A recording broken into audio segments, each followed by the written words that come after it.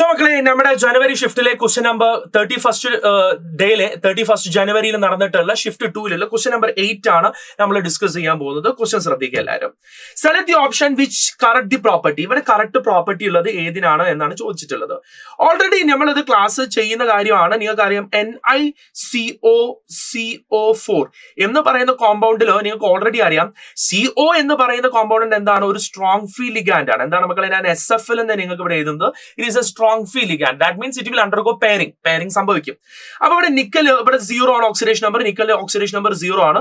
അങ്ങനെ നിങ്ങൾ നോക്കുന്ന സമയത്ത് ഞാൻ ഇവിടെ ചെയ്യുന്നുണ്ട്, ശ്രദ്ധിക്കുക എല്ലാവരും. നിക്കൽ എന്ന് പറയുന്ന അറ്റോമിക് നമ്പർ 28നെ നിങ്ങൾക്ക് ആർഗൺ എന്ന് എഴുതിയതിനു ശേഷം നിങ്ങൾക്ക് എന്ത് എഴുതാൻ പറ്റും? 4s2 3d8 എന്ന് എഴുതാൻ പറ്റും. സോ ഞാനിവിടെ 3d ഓർബിറ്റൽ ഞാനിവിടെ വരക്കാം. 3d orbital I am just drawing the 3d orbital here. So ഞാനിവിടെ ഒരു d ഓർബിറ്റൽ ഞാനിവിടെ എന്ത് ചെയ്യുന്നുണ്ട്? വരക്കുന്നുണ്ട്. ശ്രദ്ധിക്കുക എല്ലാവരും. So I'm just drawing A d orbital. ഇവിടെ d ഓർബിറ്റൽ വരച്ചു. പിന്നെ എന്ത് ചെയ്തു? ഒരു s ഓർബിറ്റലും വരച്ചു. ഞാനൊരു d ഓർബിറ്റലും ഒരു s ഓർബിറ്റലും വരക്കുകയാണ്. So I'm just splitting this 1 2 3 4 5. So നിങ്ങൾക്ക് കിട്ടിയത് ഇത് 4s ആണ്, ഇത് 3d ആണ്. നിങ്ങൾക്ക് തിരിഞ്ഞുപോയി.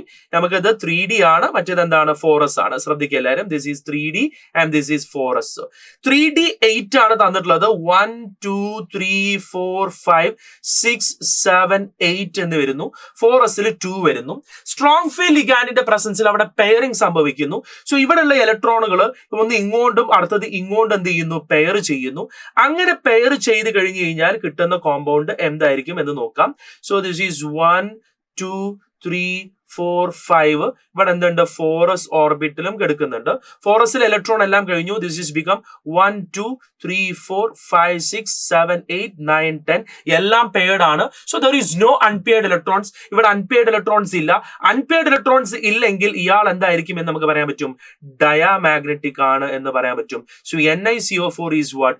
ഡയാമാഗ്നറ്റിക് ആണ് എന്ന് നമുക്ക് പറയാൻ പറ്റും. അടുത്ത ക്വസ്റ്റ്യൻ നിങ്ങൾ തന്നിട്ടുള്ളത് NiCl4 all power 2- ആണ്. ശ്രദ്ധിക്കുക.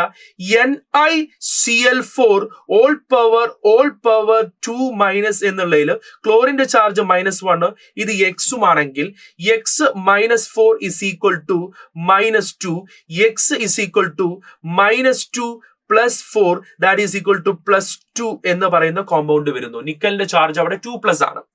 നിക്കൽ 2+, ക്ലോറിൻ ഒരു വീക്ക് ഫീൽഡ് ലിഗാൻഡ് ആണ്. Chlorine is a weak field ligand. I'm just writing here. Chlorine is WFL എന്ന് ഞാൻ അവിടെ എഴുതുന്നുള്ളൂ. It is a weak field ligand. അപ്പൊ നിക്കൽ 2+ വന്നു കഴിഞ്ഞു കഴിഞ്ഞാൽ, നിക്കൽ 2+ ആണ് വന്നതെങ്കിൽ, നിക്കൽ 2+ വന്നു കഴിഞ്ഞാൽ as you know the thing, this is become what? Argon 3d8 എന്ന് പറയുന്ന ഇലക്ട്രോൺ കോൺഫിഗറേഷനിലോട്ട് എത്തുന്നു അല്ലെ. ആർഗൺ വരുന്നു, പിന്നെ എന്ത് വരുന്നു? 3d8 വരുന്നു. ആർഗൺ 3d8 എന്ന് പറയുന്ന കോമ്പൗണ്ടിലോട്ട് എത്തുന്നു. Argon 3d8 weak field ligand ആണ്. That means it does not undergo what? Pairing എന്ന് വേണമെങ്കിൽ പറയാം. അവിടെ പെയറിംഗ് സംഭവിക്കുന്നില്ല. ഞാൻ d ഓർബിറ്റൽ എന്ത് ചെയ്യാണ്? വരക്കാണ്. 1 2 3 4 5 ഓർബിറ്റൽസ് ഉണ്ട്. സോ 1 2 3 4 5 6 7 8 എന്ന് പറഞ്ഞു കഴിഞ്ഞാൽ ഇവിടെ എന്തുണ്ട്? അൺപെയർഡ് ഇലക്ട്രോൺസ് പ്രസന്റ് ആണ്. അൺപെയർഡ് ഇലക്ട്രോൺസ് പ്രസന്റ് ആയതുകൊണ്ട് തന്നെ ഇയാൾ എന്താണെന്ന് നമുക്ക് പറയേണ്ടി വരും? പാരാമാഗ്നറ്റിക് ആണ് എന്ന് നമുക്ക് പറയാം. അങ്ങനെ വരുന്നതാണെങ്കിൽ NiCO4 രണ്ടും ഡയാമാഗ്നറ്റിക് എന്ന് പറയുന്ന ഓപ്ഷൻ 1 എന്താണ്? തെറ്റാണ്. രണ്ടും പാരാമാഗ്നറ്റിക് എന്ന് പറയുന്ന ഓപ്ഷൻ 2 തെറ്റാണ്. പിന്നെ NiCl4 ഡയാമാഗ്നറ്റിക് എന്ന് പറയുന്ന ഓപ്ഷൻ 3 തെറ്റാണ്. ഓപ്ഷൻ 4 ആണ് കറക്റ്റ് ആയിട്ട് വരിക. NiCO4 is diamagnetic. അത് ശരിയാണ്. NiCl4 all power 2- is paramagnetic. So correct answer is option 4. Is it right? So correct answer ഏത് പോകും? ഓപ്ഷൻ 4 ലോട്ട് പോകും. Is it clear all of you? Is it clear? Let's move to the next question.